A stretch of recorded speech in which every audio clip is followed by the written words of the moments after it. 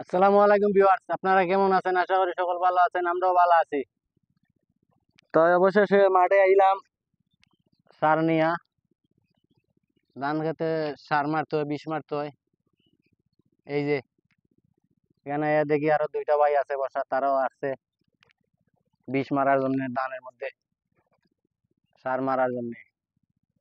তো কষ্টের দুনিয়ায় আমরারই কষ্ট বেশি, কিতার করা আছে। ধান না হলে তো আর পেট ভরে ভাত খাওয়ানো যায় না। ঠিক আছে, যে রাজা, যে রানী, তার তারও রিজার্ভও টেকা থাকে না, তার বাড়ালো টেকা থাকে না, খালি যায়। কিন্তু আমরা যে কৃষি কাজ করি, আমরার গড়ের ধান কোনো সময় ফুরায় না। ঠিক আছে, আল্লাহ তুল 12 মাস আমরা খাইতে পারি।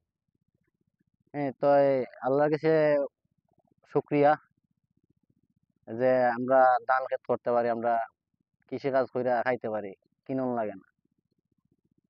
তো একটা জিনিস প্রবাসী ভাইরার উদ্দেশ্য করে কইব আর কি, তারা অত্যন্ত বাংলাদেশের লাগি তারা কঠিন শ্রম দিতেছে। যেমন তারা যে এভিডেন্স গুলা পাঠায় বাংলাদেশে, ওরা যদি এভিডেন্স গুলা না পাঠাইতো তাহলে আমরা সার কিনতে পারতাম না, এই ধানের বীজ কিনতে পারতাম না।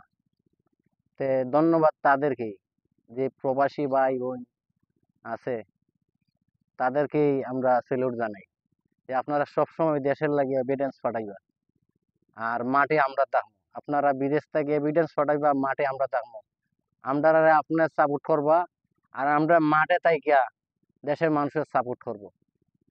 ইনশাল্লাহ ভালো লাগলে লাইক কমেন্ট শেয়ার অবশ্যই করে দিবেন, ভিডিওটা দেখবেন, উপরে ধাক্কা মারবেন না। সবচেয়ে বড় আদালত মানুষের বিবেক। ওকে, আল্লাহ হাফিজ, ধন্যবাদ সকলকে।